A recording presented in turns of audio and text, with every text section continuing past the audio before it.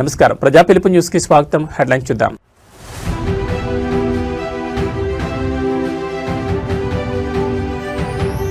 తిరుమలలో కలకలం, శ్రీవారి క్యూ లైన్ లో భక్తురాల్ని కాటేసిన పాము.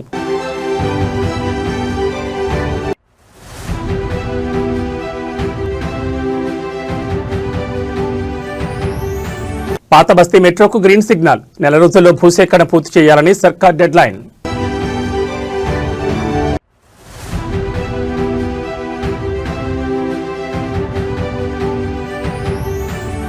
అక్షరాలు అంగడి సరుకయ్యాయి. యూపీలో ప్రభుత్వ నోటు పుస్తకాలు కిలో 4 రూపాయలకే విక్రయం.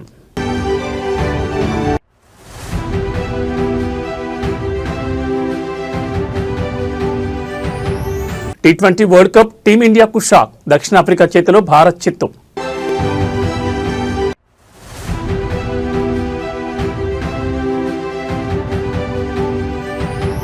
తెలుగు రాష్ట్రాలపై అల్పపీడన పంజా, ఏపీలో భారీ వర్షాలు, తెలంగాణలో వణికిస్తున్న చలి.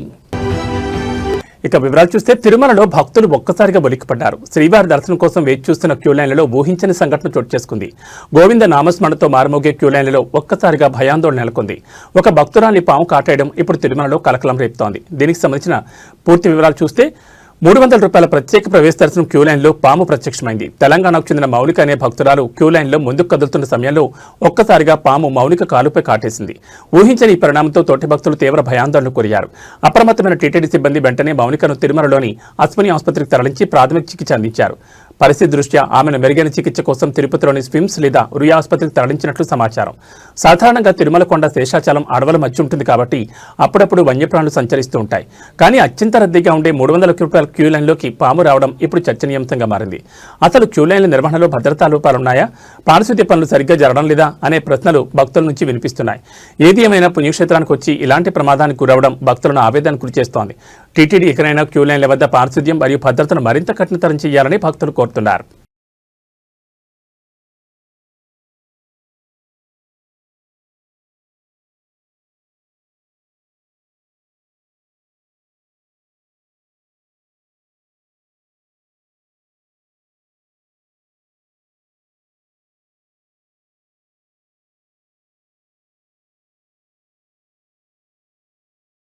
ఆంధ్రప్రదేశ్లో ఇంటర్ పరీక్షలు ప్రారంభమయ్యాయి. ఇవాళ ఫస్ట్ ఇయర్ విద్యార్థులకు పరీక్షలు జరుగుతుండగా రేపు సెకండ్ ఇయర్ విద్యార్థులు తమ పరీక్షలకు హాజరు కానున్నారు. పరీక్షల నిర్వహణ కోసం రాష్ట్ర వ్యాప్తంగా 1537 కేంద్రాలను ఇంటర్ బోర్డు ఏర్పాటు చేసింది. పరీక్ష సమయానికి ఒక్క నిమిషం ఆలస్యమైనా లోపలికి అనుమతించేది లేదని అధికారులు ముందే స్పష్టం చేశారు. ఆంధ్రప్రదేశ్లో ఇంటర్ పరీక్షలు ప్రారంభమయ్యాయి. ఇవాళ ఫస్ట్ ఇయర్ విద్యార్థులకు పరీక్షలు జరుగుతుండగా రేపు సెకండ్ ఇయర్ విద్యార్థులు పరీక్షలకు హాజరు కాబోతున్నారు. అయితే కొంతమంది ఎగ్జామ్ హాల్కి ఆలస్యంగా రావడంతో వారిని గేటు దగ్గరే ఆపేశారు సిబ్బంది. లోపలికి పంపించాలని గేటు దగ్గర నిలబడి ఎదురు చూస్తున్నారు విద్యార్థులు. ట్రాఫిక్ కారణంగా ఆలస్యమైందని ఈసారికి అనుమతించాలని తల్లిదండ్రులు వేడుకున్నారు. సిబ్బంది అనుమతించకపోవడంతో విద్యార్థులు కంటతడి పెట్టారు. ఈ ఒక్కసారికి అనుమతించాలని గేటు దగ్గర నిలబడి కన్నీరు పెట్టుకున్నారు. ఆంధ్రప్రదేశ్ రాష్ట్ర వ్యాప్తంగా ఈ సంవత్సరం మొత్తం 10,57,899 మంది విద్యార్థులు పరీక్షలకు హాజరవుతున్నారు. ఇందులో 5,31,275 మంది మొదటి సంవత్సరం విద్యార్థులు ఉండగా 5,26,264 మంది ద్వితీయ సంవత్సరం విద్యార్థులు హాజరు కానున్నారు. పరీక్షలు ఉదయం 9 గంటల నుంచి మధ్యాహ్నం 12 గంటల వరకు జరగనున్నాయి. పరీక్ష సమయానికి ఒక్క నిమిషం ఆలస్యమైన కేంద్రంలోకి అనుమతించబోరని, ముందే సెంటర్కు చేరుకోవాలని ఇంటర్ బోర్డు స్పష్టం చేసింది.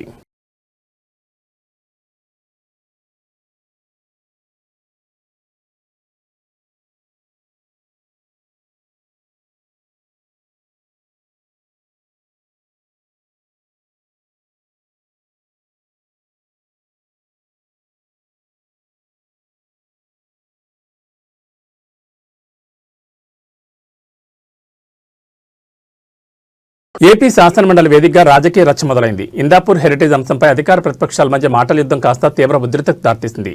వైసీపీ ఎమ్మెల్సీల ఆందోళనతో సభ దద్దరిల్లిపోయింది. ఇందాపూర్ మరియు హెరిటేజ్ అంశంపై తక్షణమే చర్చ చేపట్టాలని వైసీపీ ఎమ్మెల్సీలు పట్టుపట్టారు. వైసీపీ సభ్యులు ఇచ్చిన వాయిదా తీర్మానాన్ని చైర్మన్ మోషన్ రాజ్ తిరస్కరించడంతో ఒక్కసారిగా పరిస్థితి మారిపోయింది. చైర్మన్ నిర్ణయానికి వ్యతిరేకంగా వైసీపీ ఎమ్మెల్సీలు నినాదాలు చేస్తూ పోడియం వైపు దూసుకెళ్లారు. సభలో గందరగోళం నెలకొనడంతో చర్చకు అవకాశం లేని పరిస్థితిలో చైర్మన్ సభను తాత్కాలికంగా వాయిదా వేశారు. మండలి ప్రారంభం కాగానే వైసీపీ సభ్యులు హెరిటేజ్ అంశాన్ని లేవనెత్తారు. ప్రభుత్వ తీరును నిరసిస్తూ ప్లకార్డులతో నిరసన తెలిపారు.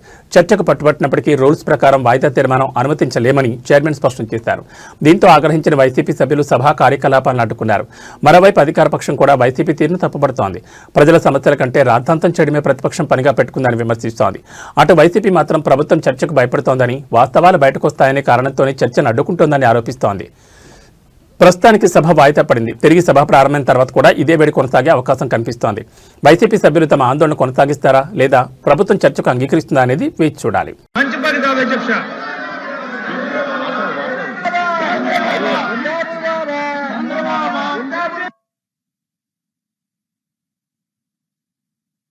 ఆర్డర్లో పెట్టమని కోరుకుంటున్నాం అధ్యక్ష. ఈ రకంగా వాళ్ళు వచ్చి పోడియం మీద మీ మీద దాడి చేసేలాగా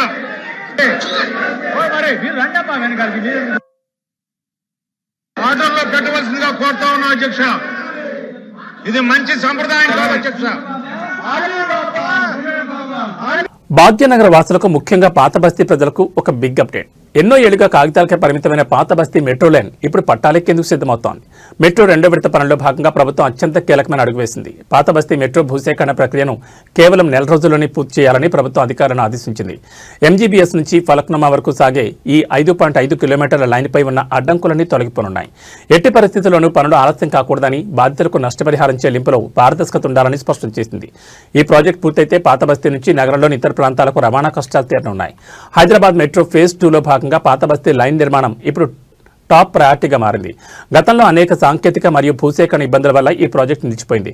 కానీ ఇప్పుడు ప్రభుత్వం యుద్ధ ప్రాతిపదికన పనులు పూర్తి చేయాలని నిర్ణయించింది. ముఖ్యంగా దారిలో ఉన్న మతపరమైన కట్టడాలు, వారసత్వ కట్టడాలకు నష్టం కలగకుండా డిజైన్లలో మార్పులు చేసిన సంగతి తెలిసిందే. ఇప్పుడు భూసేకరణకు సంబంధించి 1 మంత్ డెడ్ లైన్ విధించడంతో ఇక జేసీబీలు రంగంలోకి దిగడమే తరువాయని తెలుస్తోంది. 4 రోజుల్లో భూసేకరణ పూర్తయితే వచ్చే కొన్ని నెలల్లోనే పిల్లర్ల నిర్మాణం ప్రారంభమయ్యే అవకాశం ఉంది. పాత బస్తీ మెట్రో అందుబాటులోకి వస్తే చార్మినార్, సాలార్జంగ్ మ్యూజియం వంటి పర్యాటక ప్రాంతాలకు వెళ్లే భక్తులు, పర్యాటకులకు ట్రాఫిక్ తిప్పలు తప్పుతాయి.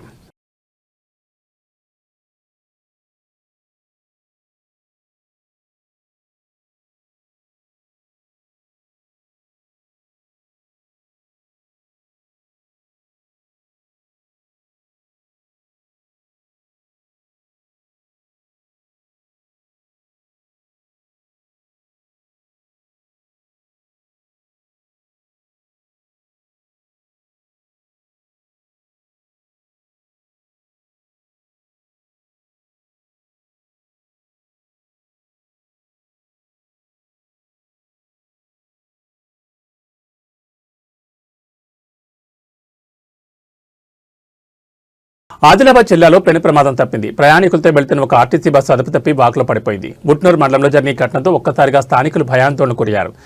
ఉట్నూరు మండలం షాంపూర్ బ్రిడ్జ్ వద్ద వాగులో బోల్తాపడిన ఆర్టీసీ బస్సు బ్రిడ్జిపై వెళ్తున్న క్రమంలో ఒక్కసారిగా అదుపు తప్పి వాగులోకి దూసుకెళ్లిన వాహనం.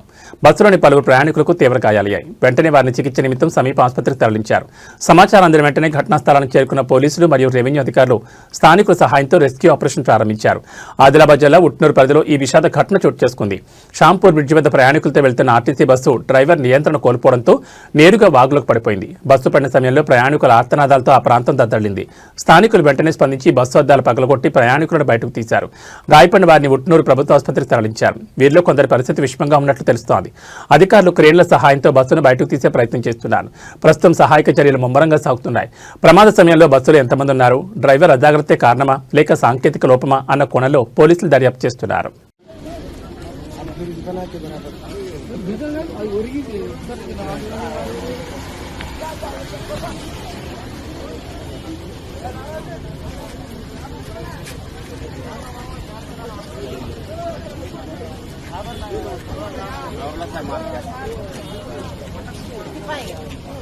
తెలంగాణలో గత ప్రభుత్వం చేపట్టిన ప్రాజెక్టులు 80% పూర్తయినా మిగిలిన 20% పనులు పూర్తి చేయడానికి రాష్ట్ర ఖజానాలో సరిపడ నిధులు లేవని ముఖ్యమంత్రి రేవంత్ రెడ్డి అసహనం వ్యక్తం చేశారు. గత పాలకుల తప్పిదాల వల్ల రాష్ట్రం అప్పుల ఊబిలో కోరుకుపోయిందని ఆయన ఆరోపించారు. అయితే ముఖ్యమంత్రి వ్యాఖ్యలపై ప్రతిపక్షాలు తీవ్రస్థాయిలో ధ్వజమెత్తున్నాయి. రాష్ట్ర అభివృద్ధికి ప్రాజెక్టులకు నిధులు లేవంటున్న ప్రభుత్వం మరి పార్టీ ప్రచారాలకు, ఇతర కార్యక్రమాలకు వేల కోట్లు ఎక్కడి నుంచి వస్తున్నాయని విపక్ష నేతలు ప్రశ్నిస్తున్నారు. ఒకవైపు ప్రాజెక్టులు ఆగిపోతున్నాయని ఆవేదన, మరోవైపు నిధుల మళ్లింపుల ఆరోపణలు. ఈ నేపథ్యంలో అసలు రాజకీయ సమీకరణాలు ఎలా ఉన్నాయో, రాష్ట్ర ఆర్థిక పరిస్థితిపై శ్వేతపత్రం విడుదల చేసిన ప్రభుత్వం అప్పుల వడ్డీలకే సగం ఆదాయం పోతోందని చెప్తోంది. 80% పూర్తయిన ప్రాజెక్టులను గాలి కుదిలేసి కొత్త పథకాలకు నిధులు ఎలా కేటాయిస్తారని సామాన్య ప్రజలు సైతం సోషల్ మీడియా వేదికగా ప్రశ్నిస్తున్నారు. కాంగ్రెస్ పార్టీ అవసరాల కోసం భారీగా నిధులు వెచ్చిస్తున్నారన్న ఆరోపణలపై అధికార పక్షం ఇప్పటివరకు స్పష్టమైన వివరణ ఇవ్వలేదు. నిధుల వివాదంపై ప్రభుత్వం ఇచ్చే తదుపరి వివరణ కోసం వేచి చూడాలి.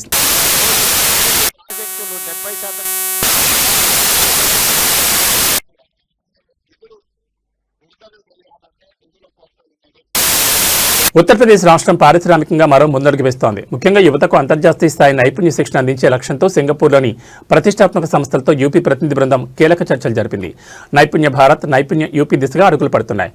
సింగపూర్లోని ఐటీఈ ప్రధాన కార్యాలయం మరియు ఐటీఈ కాలేజ్ సెంటర్లను సందర్శించిన యూపీ బృందం ఏవియేషన్, లాజిస్టిక్స్, అడ్వాన్స్డ్ మ్యానుఫ్యాక్చరింగ్ మరియు డేటా సెంటర్ ఆపరేషన్లలో శిక్షణపై చర్చలు, ప్రతి జిల్లాలో స్థాపించబోతున్న Sardar Vallabhbhai Patel employment and industrial జోన్ల గురించి వివరణ, సింగపూర్ ఐటీఈ ఎడ్యుకేషన్ సర్వీసెస్ భాగస్వామ్యంతో యూపీ యువతకు అంతర్జాతీయ ప్రమాణాలతో కూడిన వృత్తి విద్యా కోర్సులు, ఉత్తరప్రదేశ్ను గ్లోబల్ మ్యానుఫ్యాక్చరింగ్ హబ్గా మార్చే వ్యూహంలో భాగంగా సింగపూర్ పర్యటనలో ఉన్న అధికారులు ఐటీఈఎస్ టీంతో సుదీర్ఘంగా చర్చించారు.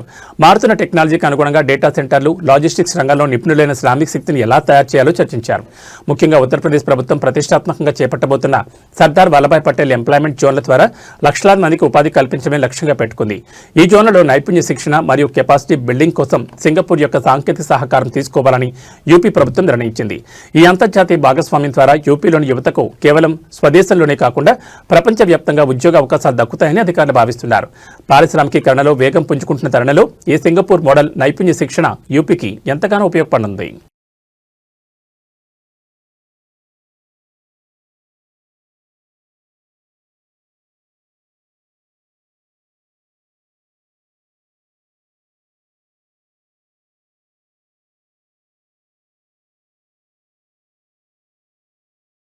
నెల్లూరు జిల్లాలో పెను ప్రమాదం తప్పింది. కోవూరు వారధి సెంటర్ సమీపంలోని ముంబై జాతీయ రహదారిపై ఒక సిమెంట్ లారీ బీభత్సం సృష్టించింది. అదుపు తప్పిన భారీ లారీ డివైడర్ను వేగంగా ఢీకొట్టి అవతల వైపు ఉన్న జనావాసాల్లోకి దూసుకెళ్లింది. నెల్లూరు జిల్లా కోవూరు వారధి సెంటర్ ముంబై నేషనల్ హైవే అతివేగంగా వస్తున్న సిమెంట్ లారీ ఒక్కసారిగా నియంత్రణ కోల్పోయింది. డివైడర్ను దాటుకుని రోడ్డు పక్కనే ఉన్న ఒక ఇంట్లోకి దూసుకుపోవడంతో అక్కడి ప్రజలు భయాందోళనకు గురయ్యారు. అదృష్టవశాత్తు ఆ సమయంలో ఇంట్లో ఉన్నవారు ప్రాణాపాయం నుంచి త్రుట్లో తప్పించుకున్నారు. అయితే ఇంటి గోడలు పూర్తిగా ధ్వంసమయ్యాయి. లారీ డ్రైవర్ స్వల్ప గాయాలతో బయటపడ్డారు. కోవూరు ఘటనపై స్థానికులు తీవ్ర ఆగ్రహం వ్యక్తం చేస్తున్నారు. జాతీయ రహదారిపై వాహనాల వేగాన్ని నియంత్రించే చర్యలు లేకపోవడమే ఇలాంటి ప్రమాదాలకు కారణమని ఆవేదన చెందుతున్నారు. భారీ వాహనాలు జనావాసాల మధ్య ఉన్న రోడ్లపై కూడా అతివేగంతో వెళ్తున్నాయి. పోలీసులు పెట్రోలింగ్ పెంచాలని డిమాండ్ చేస్తున్నారు. ప్రమాదం జరిగిన వెంటనే పోలీసులు అక్కడికి చేరుకుని క్రేన్ సహాయంతో లారీని తొలగించే ప్రయత్నం చేస్తున్నారు. ట్రాఫిక్ అంతరాయం కలగకుండా చర్యలు తీసుకుంటున్నారు.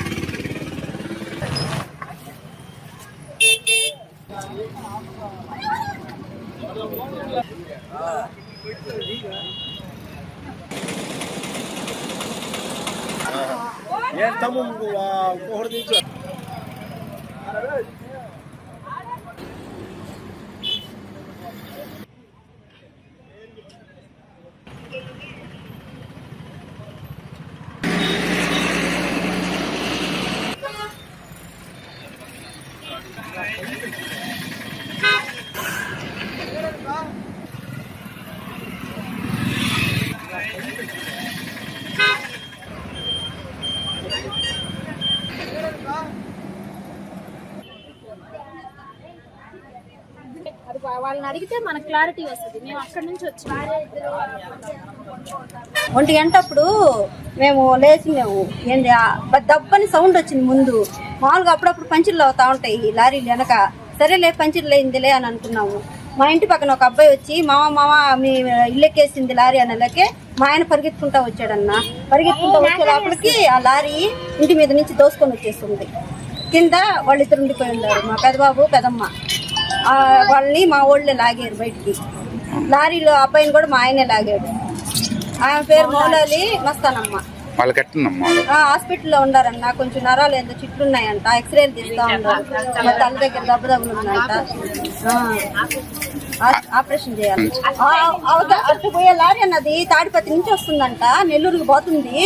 అక్కడ నుంచి డివైడర్ కొట్టుకొని డివైడర్ నుంచి లోపల ఇంటి మీదకి వచ్చేస్తుంది అన్నదే. ఆ సౌండ్ కూడా భయంకరంగా వచ్చింది. ఆ సౌండ్కి లేచి పరిగించాము. ఉత్తరప్రదేశ్లో విద్యా వ్యవస్థను ఉలిక్కిపడేలా చేసిన ఒక దారుణ ఘటన వెలుగులోకి వచ్చింది. పేద విద్యార్థులకు ఉచితంగా అందాల్సిన నోట్ పుస్తకాలు, అక్షరాలు దిద్దాల్సిన చోటు నుండి అంగడి సరుగ్గా మారిపోయాయి. ఉత్తరప్రదేశ్లోని విద్యాశాఖ నిల్వ ఉంచిన వేల సంఖ్యలో నోట్ పుస్తకాలు బహిరంగ మార్కెట్లో కిలోల లెక్కన అమలవుతున్నాయి. ప్రభుత్వ ముద్ర ఉన్న ఈ పుస్తకాలను చిత్తు కాగితాల ధరకు విక్రయిస్తుండడం కలకలం రేపింది. ఒక అప్రమత్తమైన పౌరుడిచ్చిన సమాచారం మేరకు పోలీసులు జరిపిన దాడుల్లో షాకింగ్ నిత్యాలు బయటపడ్డాయి. సుమారు 15,000 నోట్ పుస్తకాలను అధికారులు స్వాధీనం చేసుకున్నారు. ఇవన్నీ ప్రభుత్వ పాఠశాలలోని విద్యార్థులకు పంపిణీ చేయాల్సినవి. మార్కెట్లో ఒక్కో పుస్తకం విలువ 10,000 రూపాయలు ఉంటే ఇక్కడ మాత్రం కేవలం 4 రూపాయలకే కిలో చొప్పున విక్రయిస్తున్నట్టు తేలింది. ఈ వ్యవహారంలో విద్యాశాఖలోని కింది స్థాయి సిబ్బంది నుండి పై స్థాయి అధికారుల వరకు ఎవరి హస్తం ఉందనే కోణంలో దర్యాప్తు జరుగుతోంది. పిల్లల చదువులతో చెలగాటమాడుతున్న ఇలాంటి వారిని కఠినంగా శిక్షించాలని స్థానికులు డిమాండ్ చేస్తున్నారు.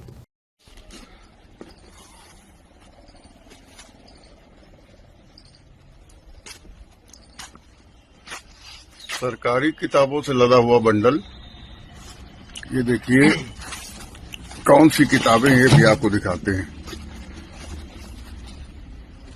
समग्र शिक्षा कक्षा 4 के लिए कला की पाठ्य पुस्तक,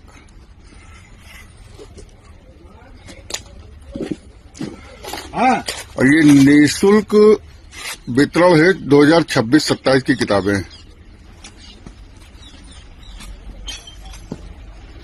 ये पूरा ट्रक भरा हुआ है।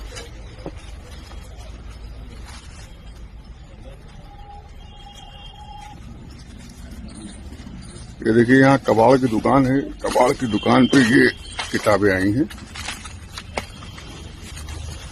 भैया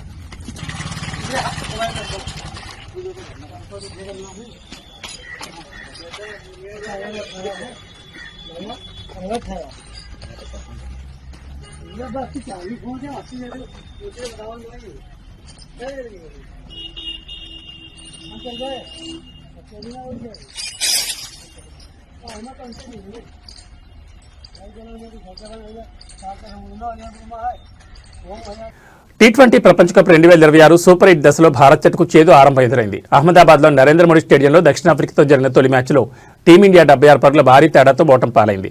188 పరుగుల భారీ లక్ష్యంతో బరిలో దిగిన భారత్ ప్రత్యర్థి బౌలర్ల ధాటికి 18.5 ఓవర్లలో 111 పరుగులకే కుప్పకూలింది. లక్ష్య ఛేదనలో భారత్ బ్యాటింగ్ ఆర్డర్ పేకమేళ్లా కూలిపోయింది. ముఖ్యంగా పవర్ ప్లేలో ఇషాన్ కిషన్, తిలక్ వర్మ, అభిషేక్ శర్మ వంటి కీలక బ్యాటర్లు పెవిలియన్ చేరడం జట్టును తీవ్రంగా దెబ్బతీసింది. మ్యాచ్ అనంతరం ఓటమిపై కెప్టెన్ సూర్యకుమార్ యాదవ్ స్పందించాడు. బ్యాటింగ్ వైఫల్యాన్ని ఓటమికి ప్రధాన కారణంగా పేర్కొన్నాడు. భారీ లక్ష్య ఛేదనలో పవర్ ప్లేలోని మ్యాచ్ గెలవలేం, కానీ వికెట్లు కోల్పోతే అక్కడే ఓడిపోతాం. మా విషయంలో అదే జరిగిందని ఆయన విశ్లేషించాడు. అయితే బౌలింగ్లో జస్ప్రీత్ బుమ్రా, హర్షదీప్ సింగ్ అద్భుతంగా రాణించి 5 వికెట్లు పడగొట్టారని ప్రశంసించాడు. ఈ ఓటమి నుంచి పాఠాలు నేర్చుకుని పుంజుకుంటున్నామని సూర్య ధీమా వ్యక్తం చేశాడు. చెన్నైలో జింబాబ్వేతో జరగనున్న తదుపరి మ్యాచ్లో తమ దూకుడైన ఆట తీరును కొనసాగిస్తామని స్పష్టం చేశాడు. తాజా ఓటమితో భారత్ నెట్ రన్ రేట్ భారీగా పడిపోయింది. దీంతో సెమీఫైనల్లో ఆశలు సజీవంగా ఉండాలంటే తదుపరి మ్యాచ్లో జింబాబ్వేపై భారీ తేడాతో గెలవడం అత్యంత కీలకంగా మారింది.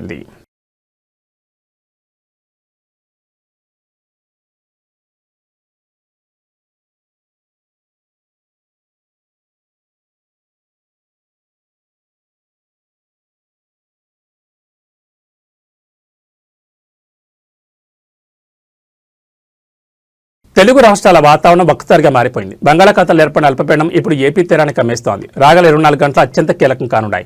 అటు వర్షాలు, ఇటు చలిగాలులతో ప్రజలు అప్రమత్తంగా ఉండాలని వాతావరణ కేంద్రం హెచ్చరిస్తోంది. అల్పపీడన ప్రభావంతో ఏపీ తీర ప్రాంత జిల్లాలో రాగల 24 గంటల్లో భారీ నుంచి అతి భారీ వర్షాలు కురిసే అవకాశం ఉంది. గంటకు 40 నుంచి 50 కిలోమీటర్ల వేగంతో బలమైన గాలులు వీచే అవకాశం ఉంది. మత్స్యకారులు వేటకు వెళ్లొద్దని అధికారులు హెచ్చరించారు. అల్పపీడన ప్రభావంతో తెలంగాణలో పొడి గాలులు వీచనున్నాయి. దీనివల్ల రాబోయే 2 రోజుల్లో చలి తీవ్రత ఒక్కసారిగా పెరిగే అవకాశం ఉంది. పలు జిల్లాల్లో ఉష్ణోగ్రతలు సాధారణం కంటే 2 నుంచి 4 డిగ్రీలు తక్కువగా నమోదయ్యే అవకాశం ఉంది. బంగాళాఖాతంలో ఏర్పడిన అల్పపీడన ద్రోణి తీరం వైపు వేగంగా దూసుకొస్తోంది. దీని ప్రభావంతో నెల్లూరు, ప్రకాశం, బాపట్ల మరియు ఉమ్మడి గోదావరి జిల్లాలో అవకాశం మేఘావృతమై ఉంటుంది. ఇప్పటికే పలుచోట్ల చిరుజల్లులు మొదలయ్యాయి. లోతట్టు ప్రాంతాల ప్రజలు అప్రమత్తంగా ఉండాలని విపత్తు నిర్వహణ శాఖ సూచించింది. మరోవైపు తెలంగాణలో వాతావరణం భిన్నంగా ఉంది. ఆకాశం నిర్మలంగా ఉన్నప్పటికీ ఉత్తర భారత్ నుండి వీస్తున్న చలిగాలులకు తోడు అల్పపీడన ప్రభావంతో రాష్ట్రమంతటా చలిపూరి పంజా విసురుతోంది. ముఖ్యంగా ఏజెన్సీ ప్రాంతాలు మరియు హైదరాబాద్ శివారు ప్రాంతాల్లో రాత్రి ఉష్ణోగ్రతలు భారీగా పడిపోయే అవకాశం ఉంది.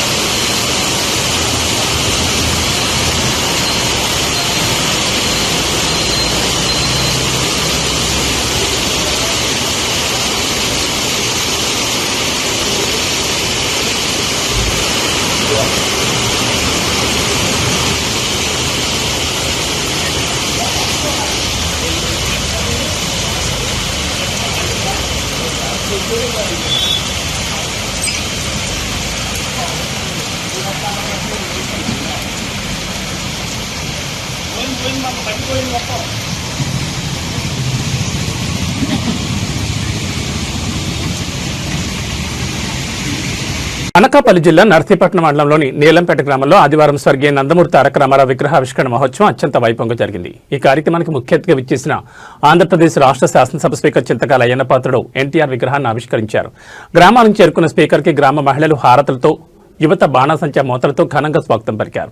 ఈ సందర్భంగా ఏర్పాటు చేసిన సభలో అయ్యన్న పాత్రుడు మాట్లాడుతూ తనకు జన్మనిచ్చిన తల్లిదండ్రుల తర్వాత రాజకీయ జీవితాన్ని ప్రసాదించిన మహనీయుడు నందమూరి తారక రామారావుని భావోద్వేగంతో గుర్తు చేసుకున్నారు. కేవలం 25 ఏళ్ల వయసులోనే తనను పిలిపించి ఎమ్మెల్యే టికెట్ ఇచ్చి అతి చిన్న వయసులోనే మంత్రిగా అవకాశం కల్పించిన ఘనత ఎన్టీఆర్దేనని కొనియాడారు. కేజీ బియ్యం ₹2 పథకం, ఆడబిడ్డలకు ఆస్తిలో సమాన హక్కు, రాజకీయాల్లో మహిళలకు 33% రిజర్వేషన్ వంటి విప్లవాత్మక నిర్ణయాలు తీసుకున్న ఏకైక నాయకుడు ఎన్టీఆర్ అని ఆయన స్మరించుకున్నారు. తిరుపతిలో పద్మావతి మహిళా యూనివర్సిటీ స్థాపన ద్వారా మహిళా విద్యకు ఆయన పెద్దపీట వేస్తారని తెలిపారు. అనంతరం గ్రామ అభివృద్ధిపై స్పందిస్తూ గత ఏడాది నీలంపేట అభివృద్ధి కోసం ₹41,50,000 మంజూరు చేశానని, అందులో రోడ్ల పనులు పూర్తయ్యాయని, శ్మశాన వాటిక పనులు త్వరగా పూర్తి చేయాలని సూచించారు. అలాగే ఈ ఏడాది మరో 6 రోడ్ల నిర్మాణానికి ₹30 లక్షల కేటాయించినట్లు వెల్లడించారు. త్వరలోనే డిగ్రీ కాలేజ్ రోడ్డు నుండి గ్రామం వరకు మిగిలిన రోడ్డు పనులకు కూడా పూర్తి చేస్తామని హామీ ఇచ్చారు. ఈ కార్యక్రమంలో నర్సీపట్నం పట్టణ టీడీపీ పార్టీ అధ్యక్షులు కౌన్సిలర్ చింతకాయల రాజేష్, టీడీపీ నాయకులు Bolem Srinivas, Venkinaidu, ZPTC Ramanamma, market committee chairman Gavireddy Venkataramana, Sri Rangaswamy, Bolem Ramprasad, municipality కౌన్సిలర్లు మరియు పార్టీ శ్రేణులు భారీ సంఖ్యలో పాల్గొన్నారు. నమస్కారం అండి. మరి ఈరోజు చాలా ఆనందకరమైన విషయం ఏంటంటే, నాకు తల్లి తండ్రి తర్వాత నాకు ఈ జీవితాన్ని ఇచ్చింది నందమూరి తారక రామారావు గారు. మీ అందరికీ తెలుసు, నేను చిన్నప్పుడు చదువుకున్న తర్వాత డిగ్రీ పాస్ అయ్యాను. డిగ్రీ పాస్ అయిన తర్వాత నాకు అప్పుడు 25 సంవత్సరాలు. ఇప్పుడైతే 70 వచ్చాయి నాకు. ఇప్పుడే నేను కుర్రోడ్ని కాదు, 70 సంవత్సరాలు వచ్చాయి నాకు. 25 సంవత్సరాల వయసు ఉన్నప్పుడు ఎన్టీ రామారావు గారు నన్ను పిలిపించారు హైదరాబాద్. పిలిపించి రమ్మంటే వెళ్ళాను. రామారావు గారి ఇంటికి వెళ్తే, నీకు ఎమ్మెల్యే టికెట్ ఇస్తాను, పోటీ చేస్తామని అడిగారు. అప్పుడు నాకు ఎమ్మెల్యే అంటే తెలియదు, రాజకీయాలు తెలియదు. తాతయ్య గారు చనిపోయినప్పుడే లక్షాపతి గారు, సార్ నాకు రాజకీయాలు తెలియదు సార్, ఎలాగంటే పోటీ చేయవా అన్నారు. సరే మీరు చెప్తాను కాబట్టి పోటీ చేస్తున్నాను. అప్పుడు వచ్చి నర్సీపట్నం వచ్చి ఎమ్మెల్యేకి పోటీ చేశాను. మరి వీళ్ళ రాజకీయాల్లో ఈ స్థాయికి ఎదిగానంటే మా తాతయ్య గారు, మా నాన్నగారు, తర్వాత ఎన్టీ రామారావు గారే అని ఎప్పుడు కూడా. ఇవి బులెటిన్ విశేషాలు. నమస్కారం.